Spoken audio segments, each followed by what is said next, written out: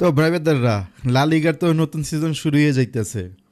Madrid তাদের team কতটুকু strong করছে, মাদ্রিদের যে ডিফেন্সের প্রবলেমটা ছিল এবং মিডফিল্ডে যে প্রবলেমটা ছিল, এই দুইটা জায়গায় যে প্রবলেমটা ছিল, এই প্রবলেমটা কি তারা এখনও সমাধান করছে? আমি মনে করি এখনও সমাধান করে নাই। হ্যাঁ, বেশ কয়েকটা ভালো সাইনিং করছে। বার্নার্দো সিলভা সাইনিং করছে। আমি মনে করি সবাই তার বয়স নিয়ে কথা বলতেছে, কিন্তু দেখেন টনি ক্রুজও কিন্তু 32-34 বছর পর্যন্ত ভালো খেলছে। লুকা মডরিচ কিন্তু 40 বছর বয়সে এখন এসি মিলানের হয়ে ভালো খেলতেছে। তো 32 বছর বয়স আমি খুব বেশি একটা মনে করি না। আমি মনে করি মাদ্রিদ দেশে আরামে 3 বছর ভালো সার্ভিস দিতে পারবে। ডিওমান্ডে 18-19 বছর বয়স, লং টাইম সার্ভিস দিবে যদি ভালো খেলতে পারে। রাইট উইংয়ে এত বছর ধরে একটা শূন্যতা ছিল, আশা করি এখন থেকেই সেই শূন্যতাটা পূরণ হবে। ডামফ্রিজ খুবই ভালো একটা সাইনিং, আমি মনে করি অ্যাটলিস্ট বাই ওই ফার্ল্যান্ড মেন্ডি থেকে ডামফ্রিজ অনেক ভালো করবে। তারপর হইল আপনার যে ইব্রাহিম কোনাতে, এই সাইনিংটা আমি বলবো সবচেয়ে বাজে সাইনিং।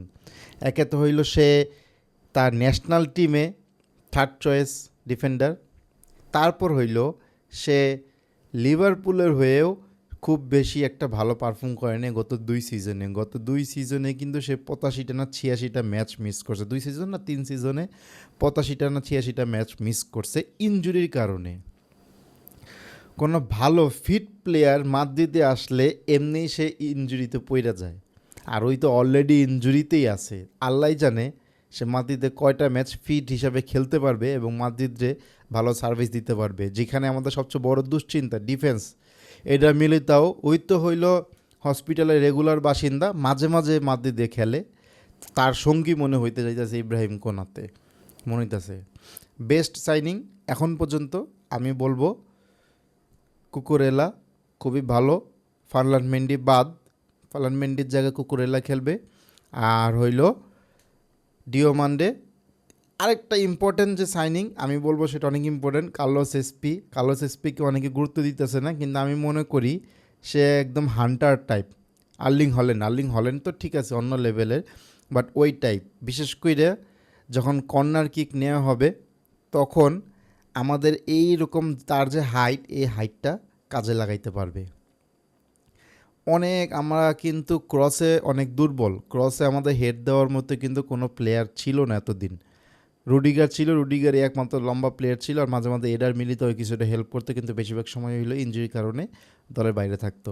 তো এবার কার্লোস এসপি আসার কারণে দুই পাশ দেখেই কিন্তু ভালো ক্রস হবে। ভিনিসিয়াস জুনিয়র আছে, কুকুরেলা আছে, এই পাশে ডিও মান্ডে আছে, ঠিক আছে, ব্রাহিম দিয়াজ আছে। এটা কিন্তু ভালো ক্রস করবে, আর সেই ক্রসগুলো যাবে কার মাথায়? এমবাপ্পের মাথায়, আর হইলো কার্লোস এসপির মাথায়। তা আমি মনে করি কার্লোস এসপি রিয়াল মাদ্রিদে গুরুত্বপূর্ণ ভূমিকা পালন করবে। এই সিজনে সে 10+ গোল করবে, আমি একটা প্রেডিকশন দিয়ে দিলাম। কিন্তু মেন সমস্যা যে মিডফিল্ডে এখনও কিন্তু সেই সমস্যার সমাধান হয়নি, এখনও সময় আছে। উইন্ডো কিন্তু ট্রান্সফার উইন্ডো কিন্তু আর ক্লোজ হইতে আর বেশি দিন বাকি নাই। সো রিয়াল মাদ্রিদের এখনও উচিত একটা ম্যাচ কন্ট্রোল করতে পারে, বল হোল্ড করতে পারে, ম্যাচের টেম্পো নির্ধারণ করতে পারে, এই টাইপ একটা ডিফেন্ডার, এই টাইপ একটা মিডফিল্ডার কিনা। ঠিক আছে, এখনও টাইম আছে। তো মাঝখান দিয়ে বলছিলাম একটা ভিডিওতে যে মার্টিন জুবিমেন্ডিকে কিনতে পারে, এরপরে আর কোনো রুমার শুনলাম না। বাট আমি এখনও বিলিভ করি মাদ্রিদকে তার পিছনে যাওয়া উচিত, তার জন্য চেষ্টা করা উচিত।